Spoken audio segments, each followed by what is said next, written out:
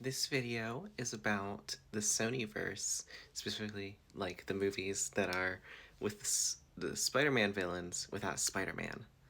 So let me just start this off just to say I have loved Spider-Man ever since I was a little girl. When they were like the cartoons from like the '90s that were on reruns constantly. There was the Tobey Maguire movies, and I even got into the MCU as a teenager. And then when I went to college, I was in Marvel Club, and that was very fun. Um, so a little bit of backstory on the Sonyverse, as I'm going to be referring to it as. In 1999, Sony got the rights to make Spider-Man movies and have characters who were attached to Spider-Man, like mostly enemies, like Venom and Kraven the Hunter and Morbius. They had a good start with Sam Raimi's trilogy, and then the third movie didn't do too well, and they had then they rebooted it with Andrew Garfield as the Amazing Spider-Man, and he only had two movies. And then after that didn't do too well, they partnered with the MCU to have their a new trilogy of movies and to have Spider-Man actually interact with other heroes like the Avengers and stuff in like Civil War and Infinity War and Endgame. And after, um, so basically, Tom Holland was Spider Man, and yeah. Hmm. uh, and so basically, Sony has this deal with Marvel that as long as they make a Spider Man movie every 3 years, they still have the rights to. They continue to have the rights to make these movies. Um, which is when the Sonyverse comes in.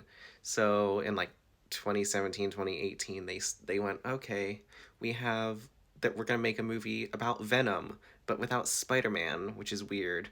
But it actually turned out pretty good. Like it was the sixth most profitable film of 2018, and well, critics did give it a 30% on Rotten Tomatoes. The audience score was 80%, which I feel like is the more important of the two. Um, I saw it in theaters twice, and I think I remember seeing the trailer for Morbius during that time too, which was slated around to come out in like 2019 ish or 2020.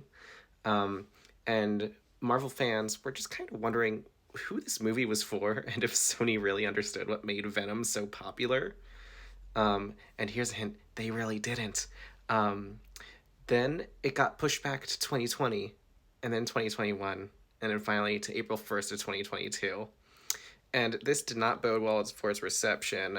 People were making memes about it, mocking it, um, and just all sorts of things. And in the midst of these delays, Venom 2 Let There Be Carnage came out to some more praise from the Venom franchise. It had a 57% for critics and 84% for audiences. And then the much delayed Morbius came out, and it was bad. People were posting like the entire movie online. People were hyping it up, making memes about it. That was going to be the best movie ever, and the first one to make more $1 billion, and the first to sell 1 trillion tickets. And it received a 15% from critics on Rotten Tomatoes and a 71% from audiences, which I kind of suspect is mostly from like the people being like, "Yeah, this is the best movie ever. It's gonna, it's the best thing ever," and just kind of making a meme of it, you know.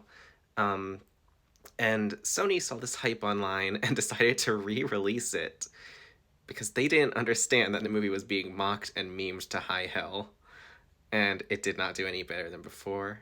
And now we're at the most recent movie, which just came out this past Valentine's Day, Madam Web, which is about a character who connects all the spider people in like a multiverse and sits in like a throne between multiverses or whatever.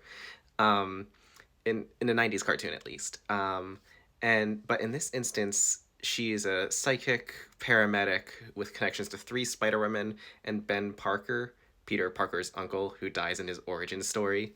And there is a man in a knockoff Spider Man costume trying to kill Madam Web and her new Spider Woman friends.